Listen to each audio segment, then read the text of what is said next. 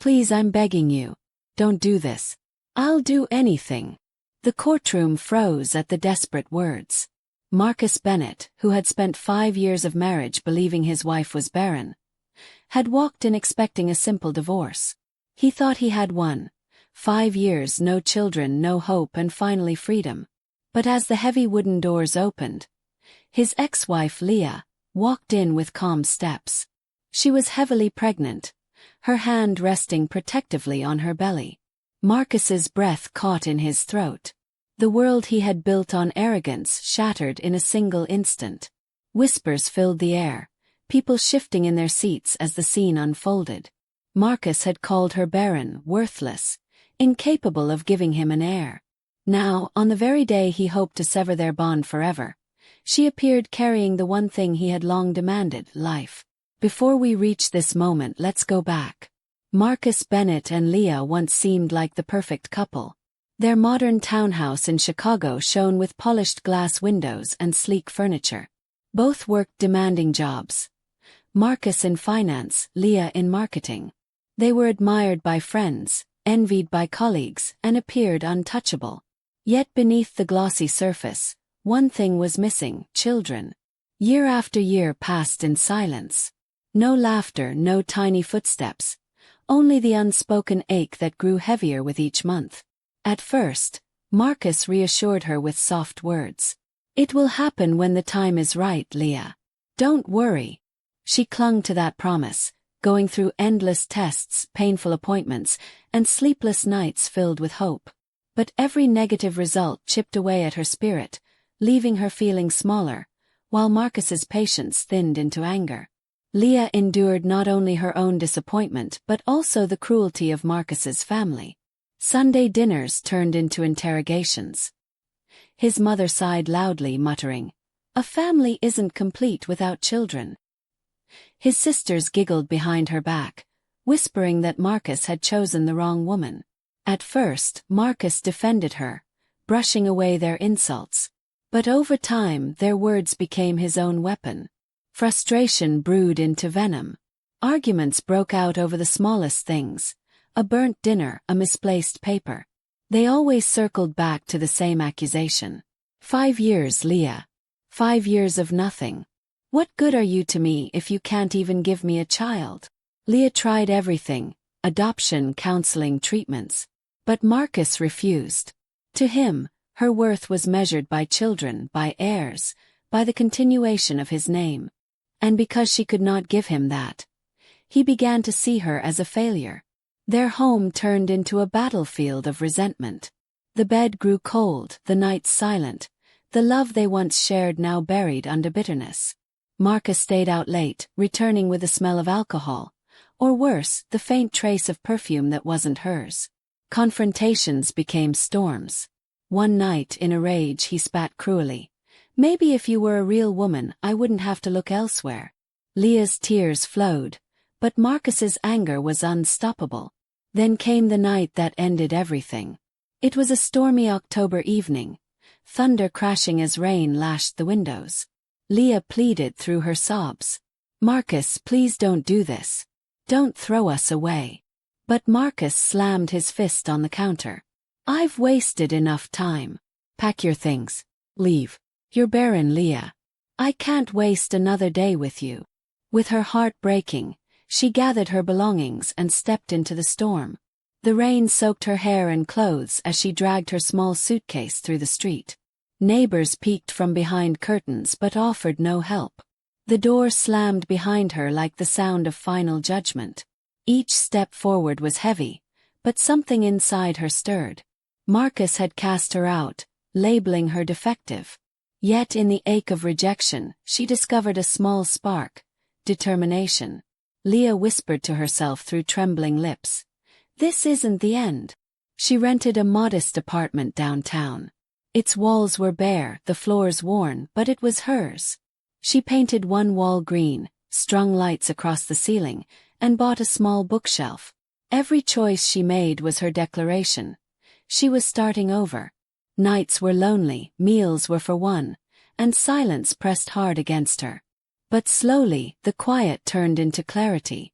She had been broken but not destroyed. One evening, while walking by the river to clear her head, Leah noticed a man unloading boxes at a small community center. His broad shoulders bent easily under the weight, yet his movements were gentle, unhurried. She paused for a moment watching.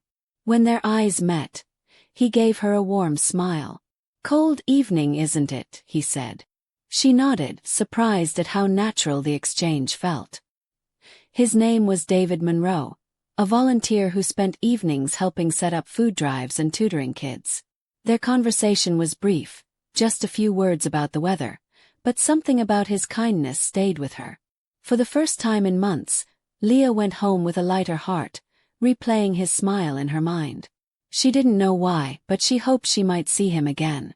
Fate seemed determined to bring them together. Leah began noticing David everywhere. In the coffee shop she frequented, at the farmer's market on Saturday mornings, even during her evening walks. Each encounter grew into longer conversations. They talked about books, music, and the city they both loved. With David, there were no judgments, no pointed questions, only listening. Leah found herself opening up about things she had buried. The shame of her failed marriage, the cruel words Marcus had hurled, the loneliness that sometimes pressed like a weight on her chest. David never flinched. He never told her she was broken. Instead, he said gently one evening, "Leah, you were never the problem. Don't let anyone convince you otherwise." His words sank deep into her soul, patching wounds that had long refused to heal. As the weeks turned into months, their friendship blossomed into something stronger. David's presence was steady like an anchor. He never pushed her but allowed love to grow at its own pace. They laughed over silly jokes, shared quiet walks, and built moments that felt like small sanctuaries. Leah noticed herself changing. She was lighter, more confident, even daring to hope again. One morning, as sunlight streamed through her curtains, she felt something unusual, a wave of nausea. At first, she dismissed it, blaming stress. But when the days passed and her cycle failed to arrive, she took a test. The sight of 2 pink lines nearly knocked the breath out of her. Tears spilled down her cheeks as she sat on the bathroom floor, laughing and crying all at once. "It can't be real," she whispered. But it was. David found her still on the bathroom floor, clutching the test in trembling hands. Without asking questions, he knelt, lifted her gently, and pressed his forehead to hers. "We're going to be okay," he whispered. "This is your life, our life, and it's just beginning." Leah sobbed against his chest, overwhelmed by the miracle she never thought she'd see. Each flutter in her stomach became proof that Marcus had been wrong. For 5 years she was called Barren. Now life grew within her, stronger each day. David stood beside her at every doctor's appointment, helped assemble the crib, and read to her belly at night. Leah would lie awake sometimes, smiling as she heard him whisper stories and promises to the child. Every day with David healed the wounds Marcus had carved, replacing despair with quiet triumph. Leah began to glow in ways she never imagined. The heaviness she once carried was gone, replaced by a confidence that radiated in her laughter, in her walk, in the way she touched her belly with pride. She had been discarded, yes, but not destroyed. Instead, she was reborn. Meanwhile, Marcus remained oblivious.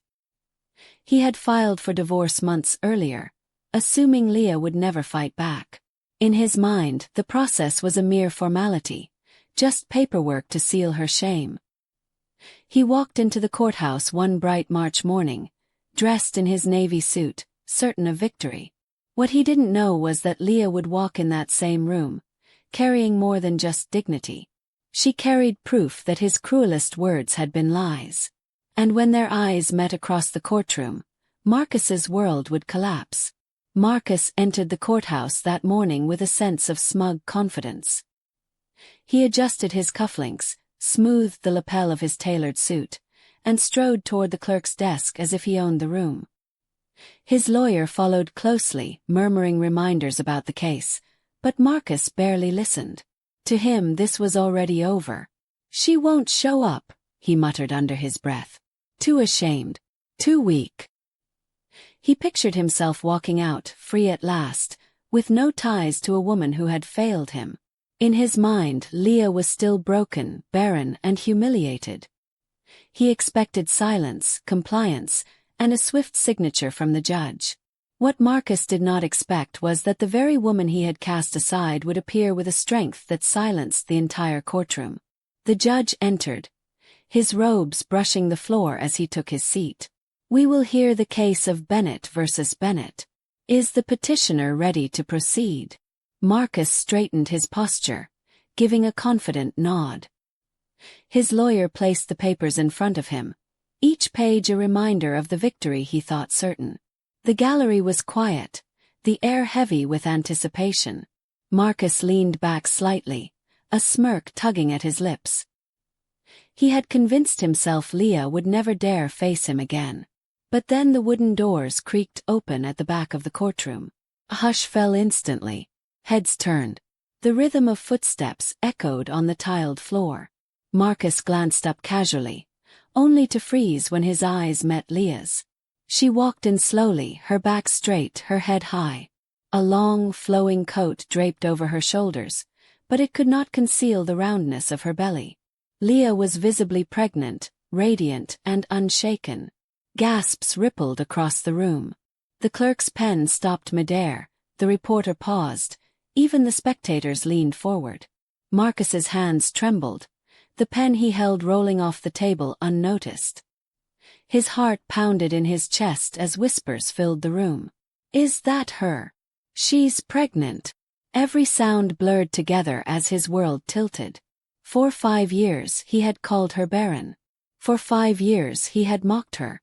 And now, in front of everyone, she carried undeniable proof that he had been wrong. Marcus's lawyer leaned in urgently. "Sir, stay composed. This is still about the divorce." But Marcus barely heard him. His eyes were locked on Leah. Questions slammed into his mind, each one louder than the last. Could the child be his?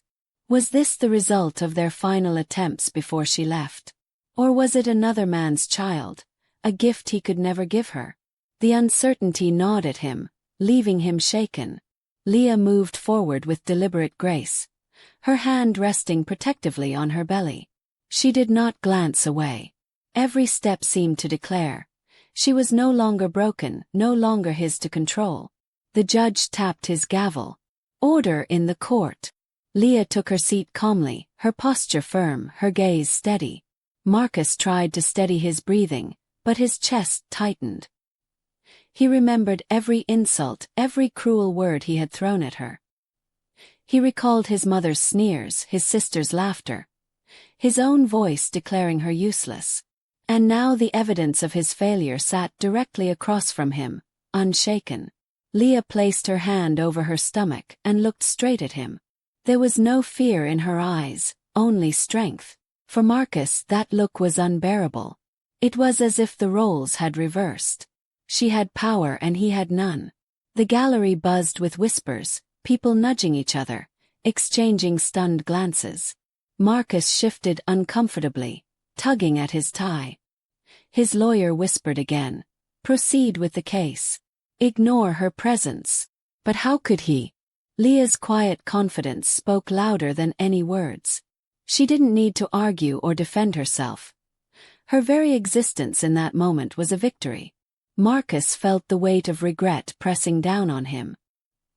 He had imagined today as a triumph, a chance to erase her from his life. Instead, it had become a reckoning, exposing the cruelty he once wore like armor. Finally the judge spoke again. "Mr. Bennett, you may present your case." Marcus opened his mouth, but no words came. The speeches he had rehearsed, the arguments prepared by his lawyer, dissolved into dust. His throat tightened, his hands shook. Across the table, Leah sat in silence, her calm demeanor only amplifying his chaos. "Sir," the judge prompted. Marcus stammered, but nothing coherent formed. His lawyer nudged him harshly. "Say something," he whispered. But Marcus couldn't. He was frozen, trapped by the sight of the woman he had discarded now sitting with undeniable dignity and a child that could change everything.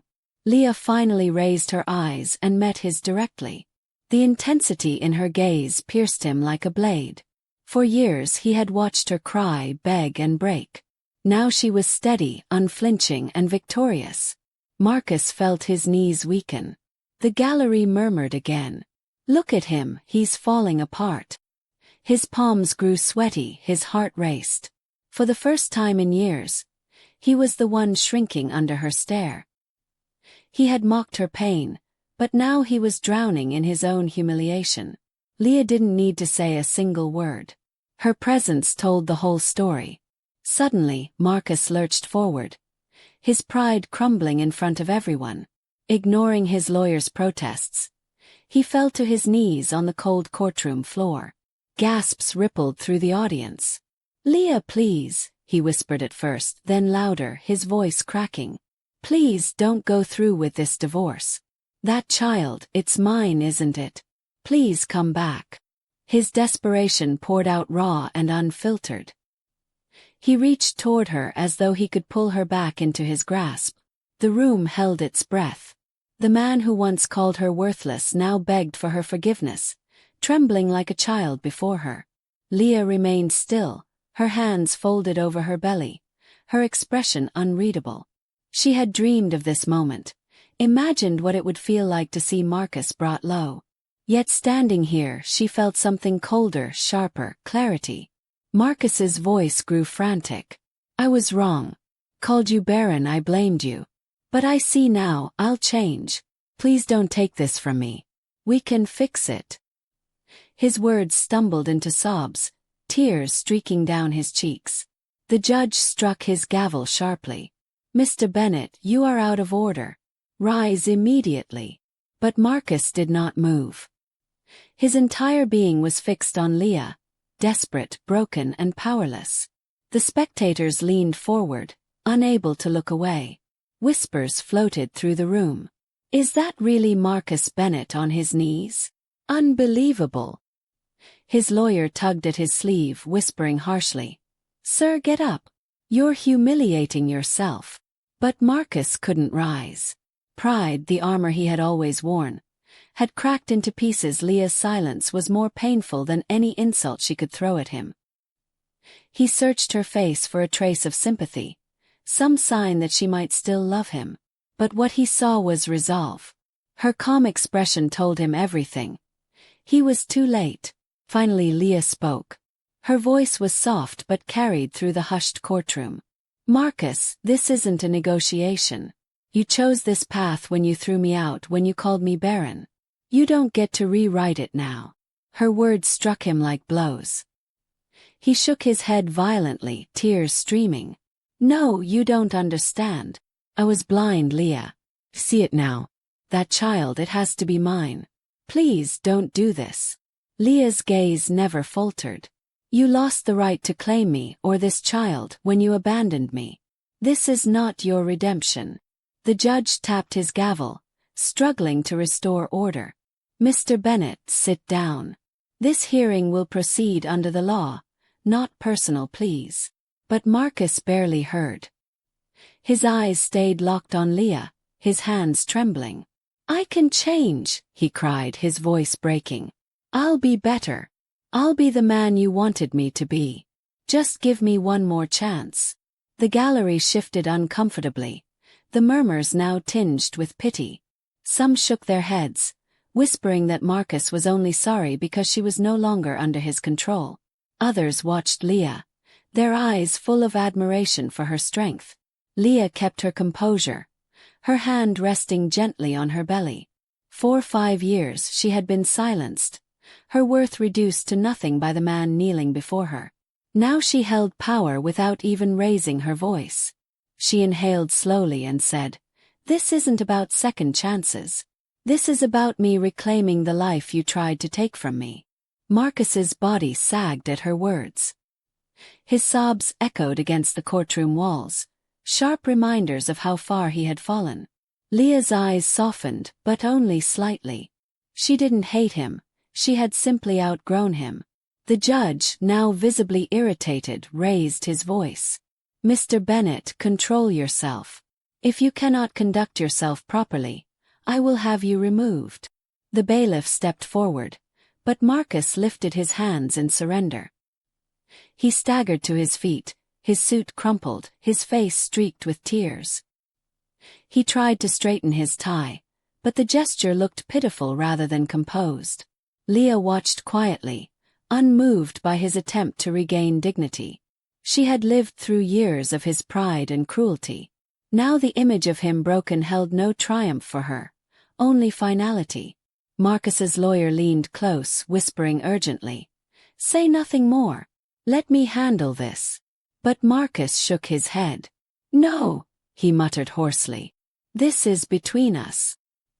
He turned back to Leah, his eyes pleading. "You're carrying my child. You can't shut me out." Leah tilted her head slightly, her lips pressing into a thin line. "This child is mine," she said firmly.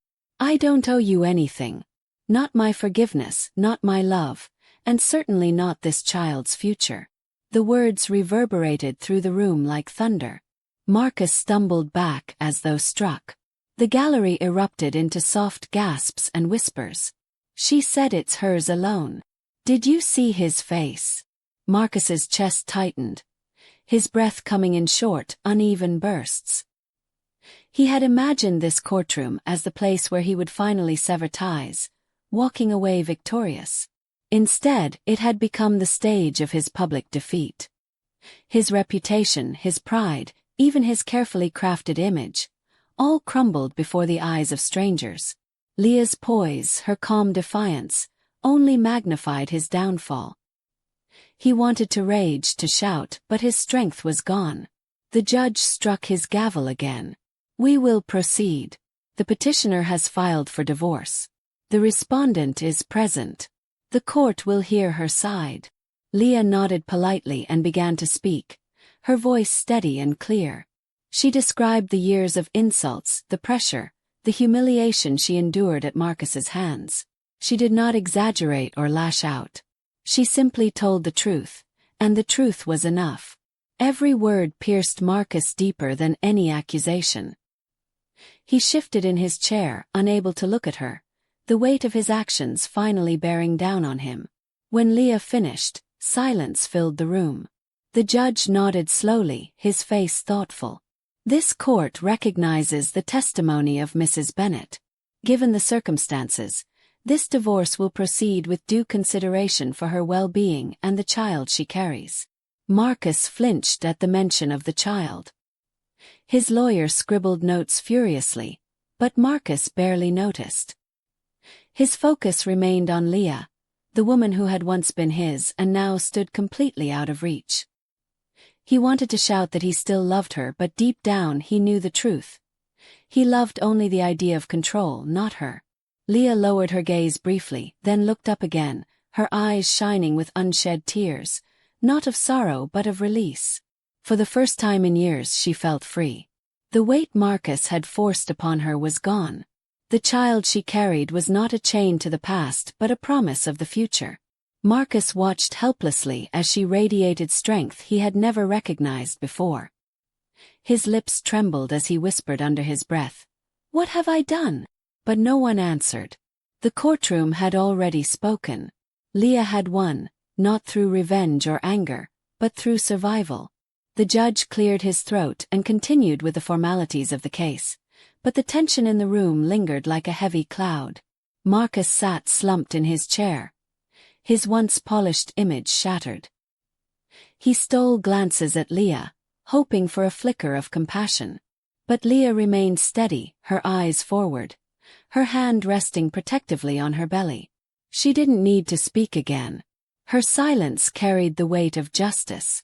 Each moment that passed drove Marcus deeper into the realization that he had lost, not just a wife, but a future he had been too blind to see.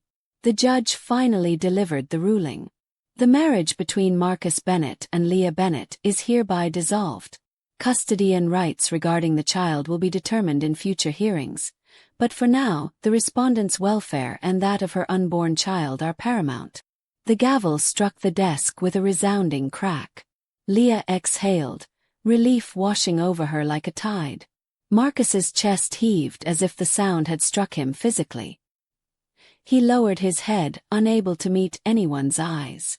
The courtroom, filled with whispers and side glances, had witnessed the collapse of a man once consumed by pride. As people began to rise and shuffle toward the doors, Marcus remained frozen. His lawyer muttered something about appeals and paperwork, but the words slid past him like water. He could only watch Leah as she stood gracefully, her coat falling around her frame, her rounded belly prominent. She turned briefly, meeting his gaze one last time. There was no anger, no bitterness, only a calm detachment that pierced him more deeply than hatred ever could. It was the look of someone who had survived him and no longer needed his acknowledgement. "Leah, please," Marcus whispered hoarsely, his voice breaking as the crowd thinned. "Don't leave me like this." But she didn't answer.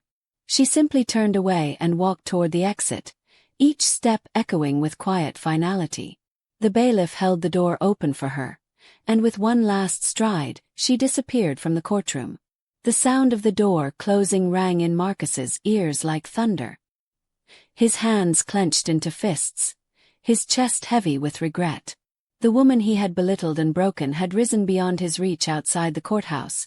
Leah inhaled deeply, the cool air filling her lungs. The weight of the past 5 years seemed to lift with every breath. She touched her belly gently, a soft smile curving her lips. The child within her was not a reminder of pain but a symbol of renewal. She thought of David, the man who had shown her kindness and love without conditions. His steady presence had given her the courage to stand tall today. She knew her journey was far from over, but for the first time in years she felt certain of her future. Back inside, Marcus sat in silence long after the courtroom emptied. His lawyer tried to pull him to his feet, but he resisted. His mind spun with memories of Leah, her laughter when they first met, the nights she waited for him to come home, the tears she shed when he called her Barren. He had crushed her spirit, only to realize too late that she was stronger than he ever imagined. "She'll come back," he muttered to himself weakly. But the hollow sound of his voice told him otherwise. Leah had left, and she would not return. Days later, Marcus wandered his empty townhouse. The walls, once filled with Leah's touches, now felt sterile and cold. He poured himself a drink but left it untouched, staring at the glass as though it held answers. At night, he tossed in bed, haunted by the image of Leah walking into court radiant and pregnant. He wondered constantly, was the child his? The uncertainty gnawed at him, driving him toward madness. He longed to claim it, but deep down he knew he had no right. He had forfeited every chance when he cast Leah aside. Leah, meanwhile, embraced her new life. David stood beside her as they prepared for the baby, their evenings filled with laughter and gentle plans. She decorated a small nursery with soft colors and hand-sewn blankets. Each brushstroke, each carefully placed item, reminded her that she had built this new chapter on her own strength. David's love was a blessing, but her true victory was rediscovering her worth.